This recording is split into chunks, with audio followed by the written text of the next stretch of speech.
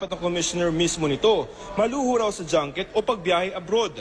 Hindi rin daw sila nagmi-meeting, kaya sinibak sila kanina ni Pangulong Duterte para daw ipakita na seryoso ang kampanya laban sa korupsyon. This kind of work performance has no place in the Duterte administration.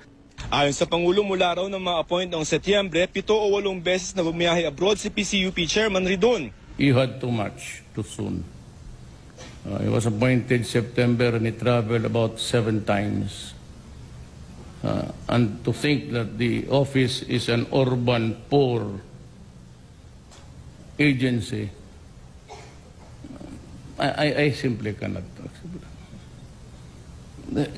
I cannot understand why you have to be there at every powwow in the international scene. Sa isang pahayag, sinabi ni Ridon na lahat ng biyahe ng PCUP ay may travel authority mula sa Office of the President at may rekomendasyon ng Cabinet